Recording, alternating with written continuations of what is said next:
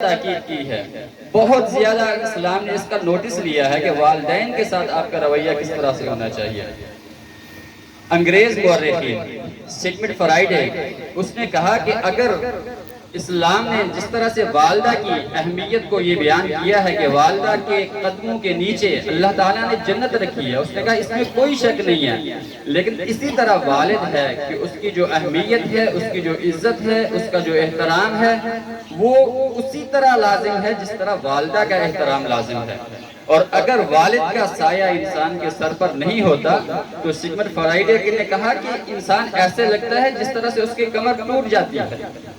اور وہ انسان کے اوپر سے وہ سایہ جب اٹھ جاتا ہے تو انسان کی کمر ٹوٹ جاتی ہے، اس کا کوئی حال نہیں رہتا ہے۔ اس لحاظ سے والدین اور ہمارے والد بزرگوار جن کی ہمارے اوپر اتنی زیادہ شفقت رہی ہے کہ میں بیان نہیں کر سکتا۔ میری زندگی کے اندر میں نے تعلیم حاصل کی، میں کراچی میں رہا، میرے ابو نے کبھی مجھے یہ نہیں کہا کہ مجھے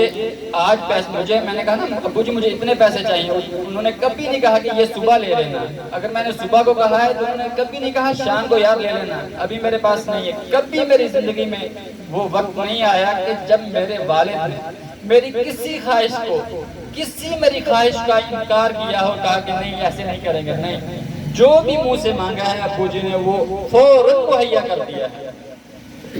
اور یہ والدین کی وہ شفقت ہے۔ اور ابو جی کہا کرتے تھے، مجھے کہا کرتے تھے آپ جذباتی ہو جاتے ہو، آپ ایگریسیو ہو جاتے ہو، لوگوں سے درگزر کیا کرو، اپنی ٹون کو مدم رکھا کرو، اس طرح سے نہ کیا کرو، کیوں جذباتی ہو جاتے ہو۔ اور یہ ان کی وہ تعلیم تھی، وہ کہتے تھے جب بھی تمہیں کسی بات کے لیے بلایا جائے حق کو سمجھتے ہوئے، جو اللہ نے تمہیں توفیق دی ہے اس انداز سے اس کو آگے لے کر چلو، اور کبھی کسی کے ساتھ کوئی زیادتی نہ کرنا،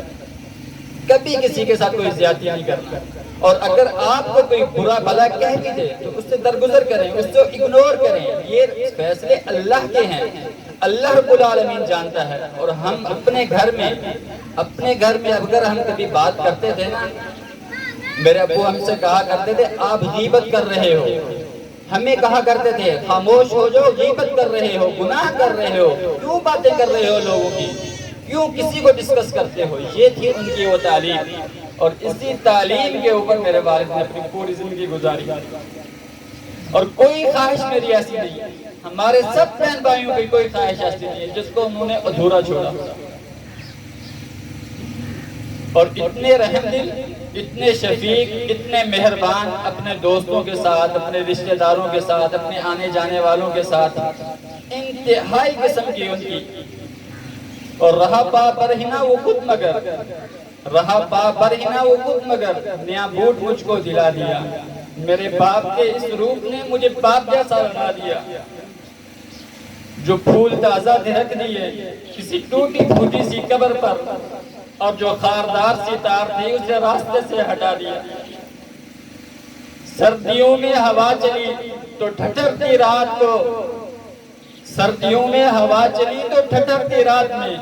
میرا باپ فرش پہ سو گیا، مجھے اپنا کھیس اڑا دیا، اور میں تماشا دیکھنا چاہتا تھا سروں کی اونچی قطار سے،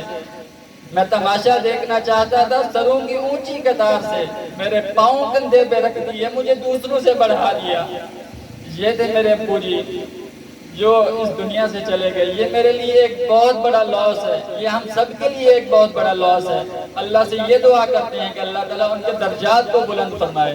اللہ تعالیٰ ان کو اپنے دوستوں میں بنائے، اللہ تعالیٰ ان کو اپنے ولیوں میں شامل کر دے، اللہ تعالیٰ ان کو جنت الفردوس میں اعلیٰ مقام عطا فرمائے، اللہ رب العالمین ان کو اپنے دوستوں میں بنا لے، اللہ تعالیٰ ان پر ہر طرح کی آسانی، ہر طرح کی وسعت اور ہر طرح کی کشادگی عطا فرمائے۔